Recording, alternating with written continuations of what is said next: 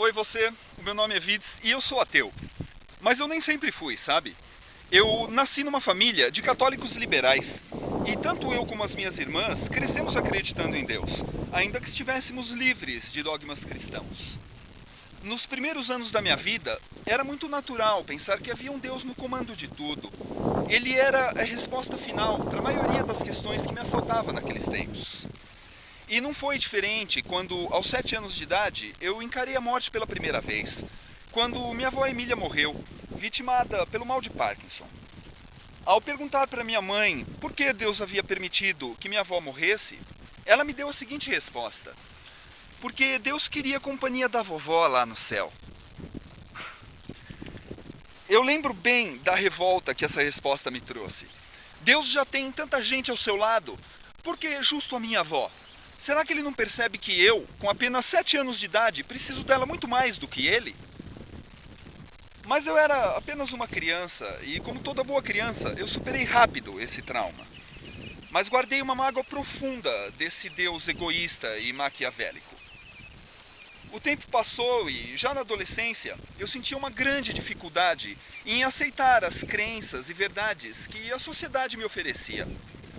Eu queria acreditar, eu queria ter fé, mas as minhas perguntas eram muitas e as respostas sempre insatisfatórias. Foi quando eu conheci a minha amiga Teca, a biblioteca, e descobri que, se eu quisesse respostas de verdade, eu deveria procurá-las nos livros. E hoje, eu vejo esse meu caminho como uma estrada, sabe? É, a minha estrada. E por mais que eu caminhasse, eu sempre quis acreditar que houvesse um chão sólido onde eu pudesse pisar. Esse chão se chamava Deus. E se tudo mais falhasse, ele ainda estaria aqui para me resguardar e garantir o meu caminho. Foi quando eu me deparei com um obstáculo nessa estrada.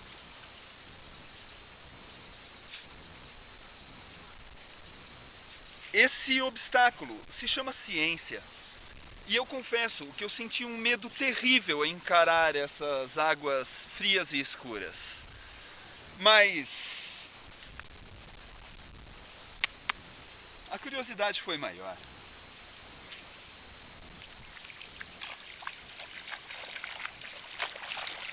A princípio, eu fiquei assustado com as águas geladas da ciência. Um chão que me parecia sólido, agora parecia coberto de lodo. E por algum tempo, eu quis acreditar que ele ainda existia por baixo da ciência.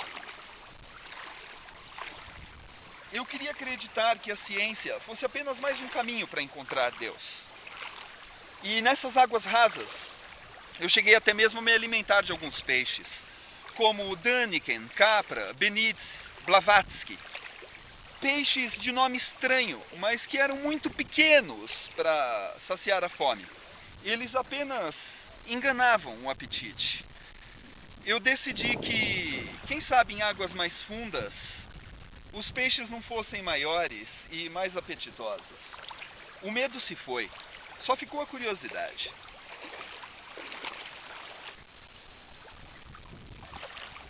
Eu entrei cada vez mais fundo nesse misterioso caminho da ciência. E eu percebi que, a despeito das águas continuarem escuras, ainda havia um chão sólido aonde eu podia pisar. Mas esse chão já não era divino. Ele tinha sido construído pelos mesmos homens que traçaram aquela minha estrada, o que facilitava muito a travessia. Sob essas águas escuras da ciência, outros homens já haviam pisado, deixando o caminho mais seguro para os que viessem atrás. Eu só precisava seguir esse caminho e estaria seguro. As águas realmente ficaram mais fundas, mas elas não transmitiam mais aquela sensação de frio na espinha. Eram águas mornas. Eu podia até mesmo mergulhar nelas, se eu quisesse, porque eu tinha certeza de estar pisando em um terreno sólido. Só que dessa vez esse terreno se chamava ciência. E até os peixes que eu comia aqui nessas águas escuras tinham um sabor especial, porque eles não haviam sido criados, eles haviam evoluído, eram peixes naturais.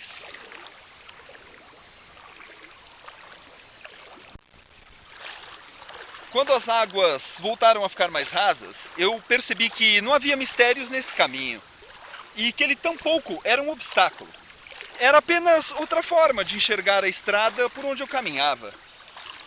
Quando elas ficaram mais rasas e eu pude voltar a ver o chão onde eu pisava, eu me senti muito mais seguro do que eu me sentia no início dessa estrada.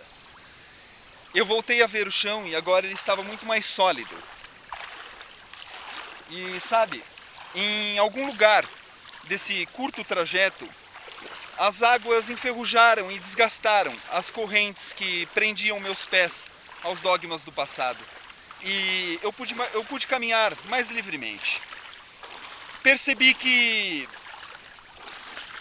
essa mentira com as quais eu havia sido criado serviam como uma corrente e que essas águas escuras enferrujaram essas correntes. Elas me livraram da minha fé. Pobre Deus cristão de mentirinha. Morreu afogado nas águas escuras da ciência e foi devorado pelos peixes darwinianos que habitam as águas escuras. Isso tudo aconteceu há mais de 20 anos. E hoje eu sei que a estrada que eu trilho é a mesma que eu seguia lá atrás. É a minha estrada. E assim como eu, você segue a sua. O obstáculo, as águas escuras, eles aparecem para todos nós. Alguns têm coragem para atravessá-las. Outros recuam, como eternas crianças que são, com medo de escorregar e se afogar nas águas rasas. Mas eu te digo, vale a pena enfrentar esse desafio. Vale a pena você se arriscar para encontrar o outro lado dessa estrada. Afinal, nada melhor do que um bom banho para te livrar da sujeira que você insiste em carregar com você.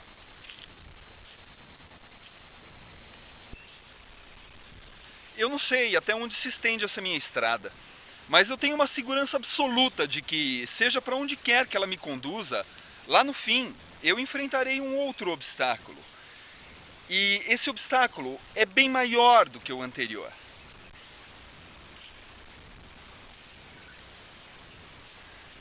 E a esse eu não vou sobreviver. Essas águas são muito mais profundas e o caminho é infinitamente mais longo. Um dia eu chego lá, assim como você. A diferença é a forma com que cada um de nós vai enfrentar esse último obstáculo. Eu sei que quando chegar a minha vez, será como se essa estrada nunca tivesse existido. E da mesma forma que era antes de eu nascer, será quando eu morrer. A única coisa que eu posso fazer é deixar as minhas marcas no caminho, para que outros possam se guiar por elas. E esses, por sua vez, decidirão por si só se também desejam que as águas enferrujem os seus grilhões. Agora, se você, filho de Deus, prefere acreditar que é capaz de caminhar sobre essas águas, então reveja as suas crenças. Se você sequer foi capaz de dar um pequeno mergulho naquele breve obstáculo chamado ciência, como pode dizer com tanta certeza que diante desse obstáculo tão maior e tão absoluto você sairá vitorioso? A verdadeira humildade, meu amigo, minha amiga, reside em admitir o quanto você é limitado. E essa limitação também se aplica ao seu tempo de vida. Pense a respeito disso. Um abraço para você. Você sabe que tinha uma aldeia aqui, né? Pois é, tudo cheio d'água agora. Eu nem lembro mais qual é o nome dela, mas Pertenceu à região. quem vem aqui fala, isso daqui é uma coisa de Deus. Pois é. Amém.